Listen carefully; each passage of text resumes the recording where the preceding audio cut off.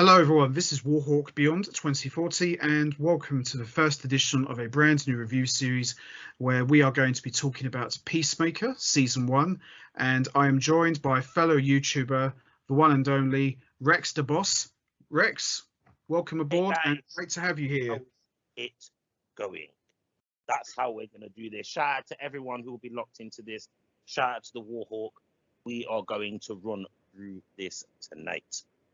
Okay, so we're going to talk about episode 1, and that is called A Whole New Whirled. So we're going to start with you, Rex. You've seen episode 1. What did you think of it? Firstly, I thought that this episode of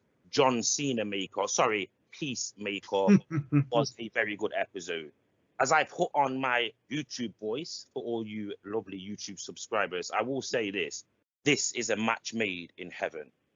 If you know John Cena from wrestling and you were a little bit, let's say, apprehensive about watching this series because of John Cena, eradicate that from your mind immediately, because I promise you guys, John Cena is fantastic in this program. I have seen up until the most recent episode, because I was hooked immediately. There are some things that we'll talk about going through this that you may not have picked up on, but there are also some amazing things, and I'm sure we're going to discuss them now. But I really enjoyed this first episode, and like I say, it had me hooked from there to go on and then watch more episodes.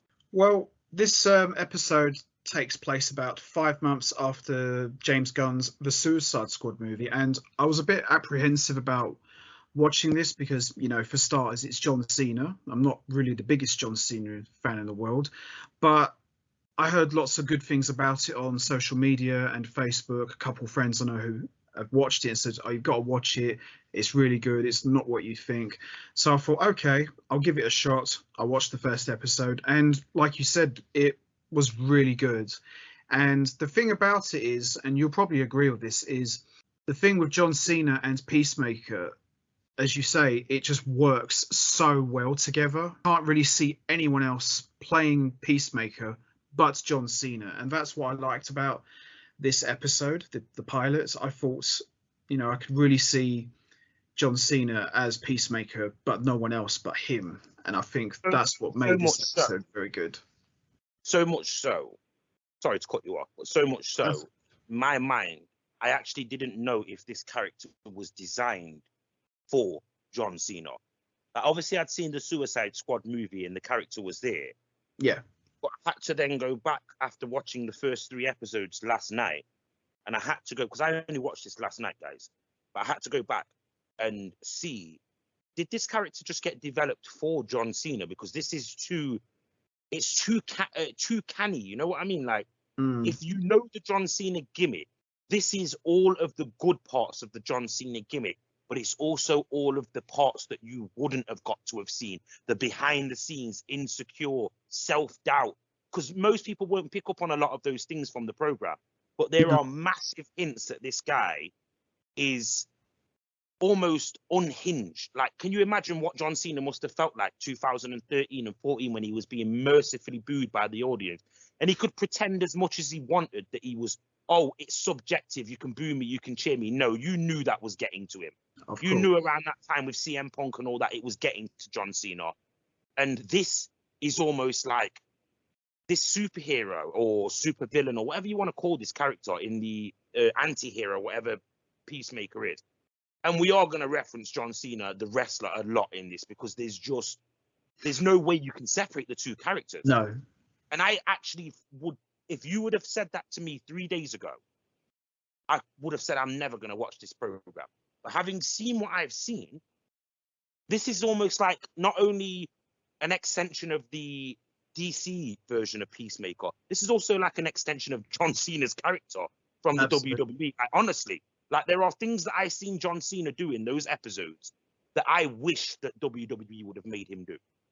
More emotion, more passion, not just coming out and trying to pretend like the crowd. No, address it. And I don't just mean turning heel and going full bad guy.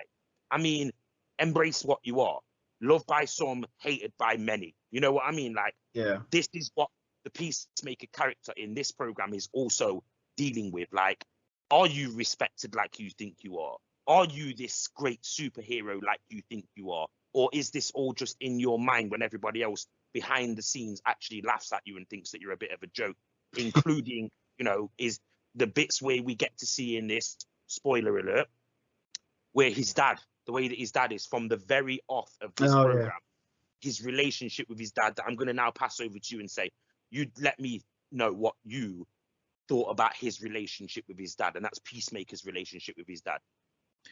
Well, in this episode, as I said, it takes place 5 months after James Gunn's movie, The Suicide Squad. And, you see Peacemaker, he goes back to his dad, who's played superbly by Robert Patrick from Terminator 2. And it's quite funny because they don't have a relationship, and Peacemaker's dad just essentially laughs at him. And there's a great scene here. You probably remember this. There's a great scene where they're having dinner, or I think breakfast or something. Breakfast. Yeah, that's it. They were having breakfast. And he talks about Bloodsport, who is played superbly also by Idris Elba. And they start trading laughs. And he said, "Oh, I bet he shot you." And then Peacemaker just goes absolutely quiet. And if this was a cartoon, I guarantee Peacemaker would have just shrunk. There was more than that, though. Yeah. Reading, and this is where I'm sorry if this gets a little bit overbearing to you or to anybody else. This is where my psychology training comes in. No, it's all good. The look on John Cena's face, or Peacemaker's face, and I am just going to call him John Cena. The look on his face before he says and brags about what happened with the guy who got trapped with the rat, and it is a funny story, let's be honest. Because he tells the story about Bloodsport's origin, about getting trapped in the box with the rat by his dad, etc., and he's got scars on his body and that. And he says that to make himself look bigger than Bloodsport. Yeah, that's right. But his dad immediately notices, this is the guy who shot you, yeah? And he brings him crashing back down to earth. And this is something that I teach my own son about. Don't just glitch and think about ways, and I said glitch with a G. Yeah, don't just glitch and think about ways to impress people and let them know how you think that they want you to be perceived. Do what you need to do to be a better person and to be more entertaining and to be more where people can see that you've got talent, etc. And then people will respect you. And maybe they won't. Maybe they won't. Maybe there'll be times in your life when you feel like you should be justified for something and they're not giving you credit. That's life. But trying to force a subject, and his dad's seen straight through it. And by the way, do you want to tell people who his dad is? As in, his dad also could have been the Peacemaker before, but his dad also has a alternative alias as well. Yeah. Or did you not pick up on this? Yeah, I think I did remember that in the first episode that he did mention that to him. His dad is, I believe his dad may have been a previous Peacemaker. And yeah, because he had all the stuff, didn't he? Yeah, his dad is also a character called the White Dragon, which is a racist, white supremacist character in the DC universe that basically, well, you can probably tell, is basically a clan leader or whatever you want to call him. This is what his character is. So before we go any further, I have to let people know that, because there'll be people screaming, listening, saying, why are you not telling us about the dad? He's not just John Cena's dad, or he's not just Peacemaker's dad. He actually is the White Dragon. So he actually also is a DC character as well. Yeah, he's not just made up. He's just not made up for the show. No. And there's also some hints as well, which I'll discuss later in the episode or towards the end of the review. When John Cena turns up at his dad's house, there's a conversation he has with a very annoying neighbor. That character is also being hinted that he may be a character from the DC universe as well. If you see it, you see it. If you don't, you don't. Oh, his neighbor. Oh, the little old guy next door. The little old annoying guy, yeah, who ridicules him and says whatever. And also, before he goes to his dad's, he goes home to his trailer. And when you see the state of his trailer, and he makes out that it's because it was raided by the police. This was 4 years ago, by the way. It makes out that it was raided by the police. but you can just tell that he lives in that type of environment. He obviously doesn't adapt well to cleaning and tidying and all those things there. Like, and you know, his origin story that we're seeing in this program, along with his story of now, because there are bits that do show that this guy clearly has something going on before we seen the Peacemaker movie. Bearing in mind, this was supposed to, I believe, come out before the movie came out. So, you know, you can see where they still went with, well, he's already been in the film though. Yeah, but we've still got to show the audience that these things happened to him while he was growing up. And his dad is a massive influence in what he turns out to be. One question I wanted to ask you, they introduced a character I don't think has been in the comics, and that was Amanda Waller's daughter. She is a first to this series, designed for this series character. Yes. So is the leader of the group, the black guy. Clemson Mern or whatever his name is. Yeah, he's the head. He's like the head of Argus. Although Amanda Waller's he's developed for this series, and also spoiler alert for those people who don't know this, he is also going to be in James Gunn's, because James Gunn produced this series, by the way. We should have probably mentioned that from the early part of the review. But James Gunn, he's going to be in the actor is going to be in Guardians of the Galaxy as well. Yes, that's right. It's from this series where James Gunn cast him immediately in Guardians of the Galaxy. So he obviously must be a pretty decent actor. There's obviously, and I will say, spoiler alert to you, there is a lot more to come from that character there. There's more than meets the eye for that character there. But yeah, those characters were designed for this series. And by the way, that girl, I don't know if you know this, but she is also more to do with Amanda Waller as well. Yeah, I saw that in the first episode. So in this episode, Mern, who's like in charge of Argos, gives Peacemaker a choice: either go back to Belle Reve and serve out the rest of his sentence, or join them in a new mission which is called Project Butterfly. And of course, Peacemaker reluctantly accepts this, and that's where it leads to him meeting his father, as Rex the Boss just pointed out.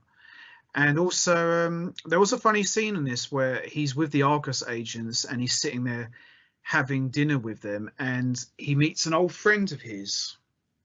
For those got fully dressed in the Peacemaker attire, turned up to meet his special ops agents, operatives, people that are black ops agents.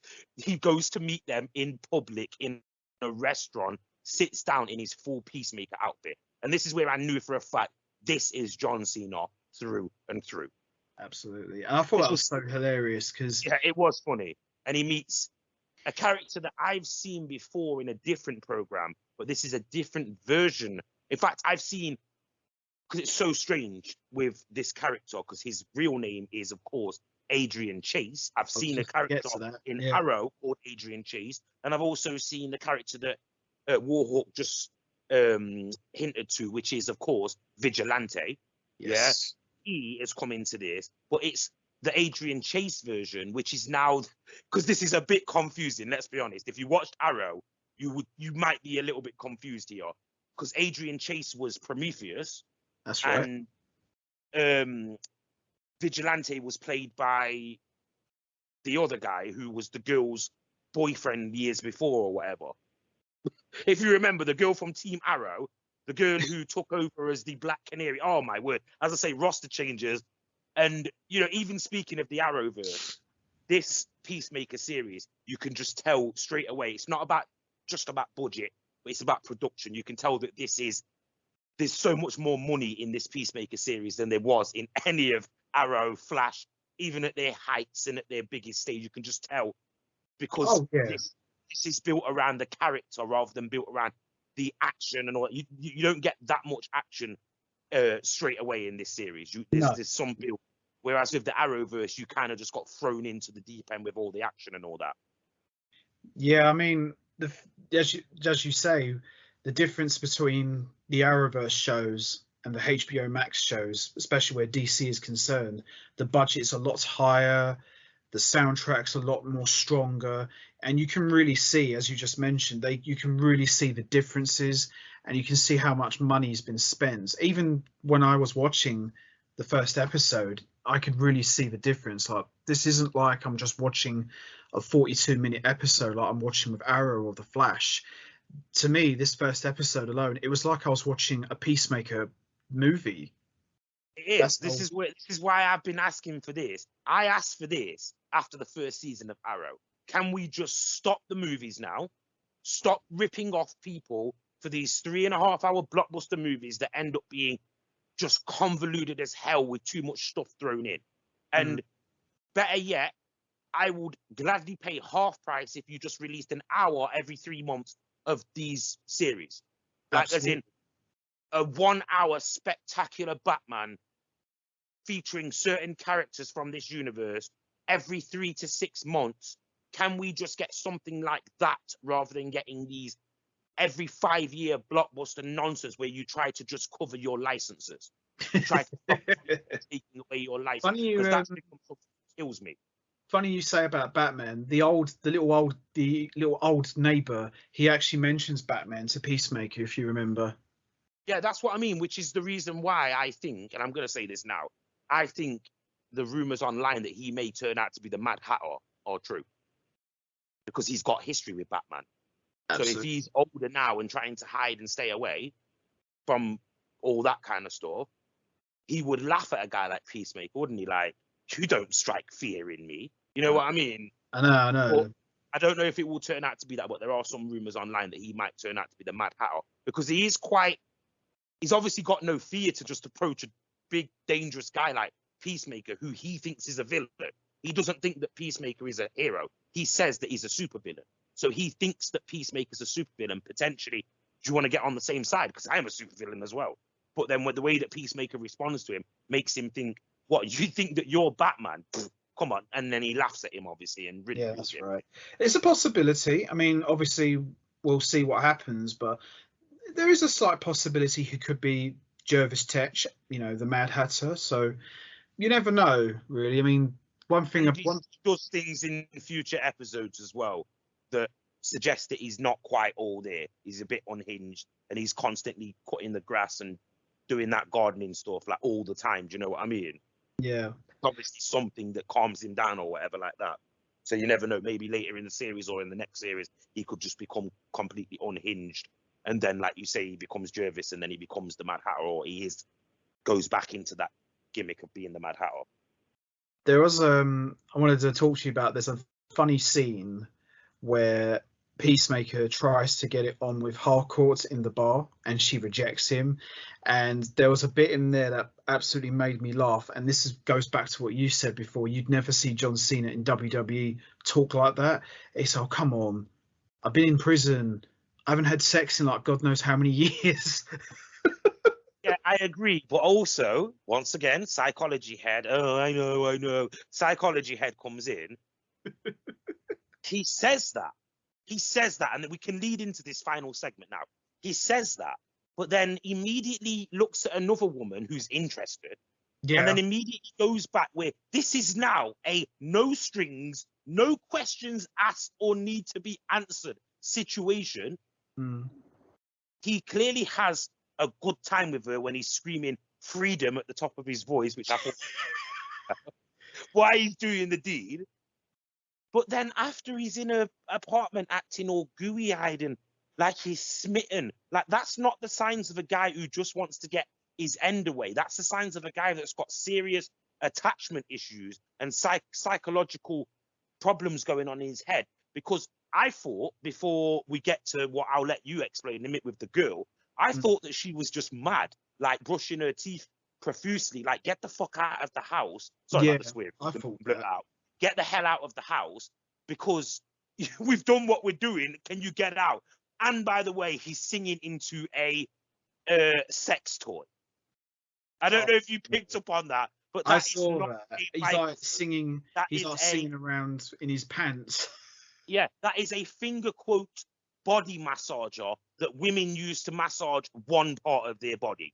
Oh no. And he's putting it in his mouth or near his mouth. I was like, I was actually like, oh, this is disgusting. And I thought that she was going to come out and say, yo, what you doing here? Get out. Like, we've done what we're doing. But then obviously, and I'll let you take the reins now, we then get where the action starts, and we then get something that then leads us into the Peacemaker character. And I'll let you explain exactly what takes place after. Well, basically what happens here, as Rex the Boss has pointed out, that after they've done the business, he's laying on the bed and he starts singing really stupidly, by the way. And the girl, whose name is Annie Straubhusen, bit of a mouthful there, she goes some collection of records, though. Let's say that she does have a pretty sweet collection of record vinyls, like records. I love the vinyls. Yeah, she does a sweet collection of vinyls. And basically, Annie goes all psychotic on Peacemaker and attempts to stab him. And this is what really made it funny, but at the same time, it was more like, you know, you raising your eyebrow. He's like saying, whoa, whoa, whoa, what are you doing? What are you doing? And you can clearly see this girl is unhinged, and she's like stabbing him in his gut and his back and everywhere. And there was a funny scene where funny bit where he's on the floor, he's trying to escape, and like she drags him by his leg. I just thought that was just absolutely stupid, but funny at the same time. And you like see her, like she's like throwing around the room. And I just thought to myself that this is the guy who's supposed to be a hero or villain, depending on who you ask. And he's just getting the tar beaten out of him. I mean, what was your thoughts on that? Seeing that scene? I totally agree, but I will say this: as much as I enjoyed what I seen, it was a bit confusing, but I did enjoy what I seen. This battle between this skinny, good-looking, stripper-like woman who obviously put it out. I don't know why she put it out. She should have just got him back to the apartment and tried to kill him. Why did she have to put it out for? But either way, which kind of shows the brain control. Now I've come to think of it, kind of shows the brain control of whatever the hive mind of this butterfly thing is. Yeah. But I will say this, and I don't know why they didn't do this, and maybe you've not even thought about this. This woman was a perfect opportunity to be played by a wrestler, by a female wrestler. Yes. I looked and I thought, why was this not Nikki Bella? And I know that's a bit real. Too real. But do you know what I mean? Why was this not Nikki Bella or Mickey James or one of them? Like, maybe the producers were unaware of John Cena. How fitting would that have been if you would have got to have seen a segment where Mickey James slung around John Cena in, you know, and let's be fair, I mean, Nikki Bella, I'm not being rude to her and I don't want to be derogatory, but she played the seductress type of character for a while in WWE. Are you telling me that you couldn't make her up to make her look like a girl who you would pick up in a bar and get laid by? You know what I mean? Of course you could, yeah? She would have been perfect. Now, going back to the actual scene itself, because obviously we need to separate this from the wrestling world, I have to say this. What was weird about this is how quickly we went from her just sort of brushing her teeth to immediately then grabbing a knife and then I think there should have been a bit more of a build-up, especially with the music playing in the background. Like, potentially she should have joined him with the weird karaoke thing, and then it turned into a dance and then a real dance, if you know what I mean. And then I think they missed, and then tried to kill him after. They missed a step by showing us how powerful that these characters are, and that a skinny little girl like that can be so powerful and so, like you say, dragging him by his leg, which I thought was funny myself. John Cena getting dragged in his pants by a skinny female that was no bigger than, you know, Alexa Bliss. Like, this woman was tiny, like she was a small woman. And when you got to see them side by side, naked in the simulated sex act, you could physically see that John Cena was almost double the size, thick-wise. As he was massive compared to her. You know what I mean? But at the same time, I have to say, she looked completely undefeatable. Like you say, John Cena looked quite weak. He couldn't even defeat her without the helmet. But then there it is, the subtle hint to why his dad thinks that he's such a wimp. Because his dad trained him all his life to be a killer, a cold-blooded, racist killer, And what he turned out to be was a guy who can't even fight against a woman. Think about it. His dad's not going to see that situation as him being beaten up by a woman that's transformed by this alien butterfly. His dad sees that as in, this is exactly why I don't like my son, because he's a wimp and he's a coward. And without my technology, he would not have been able to have killed that woman. He would not have been able to have stopped that woman. And it's true. Without the technology that his dad provided him with, he wouldn't have been able to have stopped her. No, absolutely not. And also, one thing I wanted to, add to that, during that fight scene, obviously, Peacemaker jumped out the window to try and escape. I felt the way the fight ended was a bit anticlimactic. Like, he put his helmet on and he pressed sonic boom and she just exploded into 1,000 pieces. That, to me, was the only takeaway from the first episode. I would have liked to have seen, perhaps, before obviously she gets blown to bits, maybe he could have asked her, why are you trying to kill me and who put you up to it? I would have liked to have seen a little bit of a dialogue exchange, because they didn't really have much of a dialogue exchange, did they? Well, the first thing that came to my mind is something that they actually do in a later episode. Now, from my research with the Peacemaker character and learning that this character obviously wasn't just designed for John Cena, no, I actually learned about some of the things that the helmets can do. And one of the things that the helmets can do, and I'm not going to say what because I'll let you see this, is something that would have exposed her. Now, when he was having sex with her, it would have made perfect sense if he would have picked up the helmet, put the helmet on. Because that's what most superheroes in your mind would do. Like, if I was a superhero, I would wear my mask when I was doing that. Let's be perfectly honest, I would, yeah? And girls would probably want you to do that. But there are certain settings as well on that mask that he would be able to expose her as one of these things. Now, it would have made more sense if he'd discovered that she was the butterfly creature, why he was in the sexual intercourse, or like I said, why he was embraced with her after. It did kind of just randomly come out of nowhere, and then it ended so anticlimactic, like almost like they filmed the episode and then said at the end, oh, you know what, we should introduce these characters at the end of the episode. So let's throw in like a 6-minute weird scene that really makes no sense, because he's gone from being a guy who's seen this badass Argos agent like nearly break a guy's shoulder out of place inside of the bar when she gets wolf whistled and catcalled or whatever they call it, and then they confrontate her after. Then he tries it on with her, and then she turns him down. But his whole theory is, oh, come on, like you say, come on, I just need to do this. I've been in prison for the last 4 years or whatever. Then he gets an opportunity to do that, and like I hinted to before, he then quickly changes all of his thinking to, he's not just happy. You'd have imagined that the way that he was speaking before, by the time that he would have had sex with that woman, he would have been pulling up his suit and getting the hell out of her apartment. Absolutely. Do you know what I mean?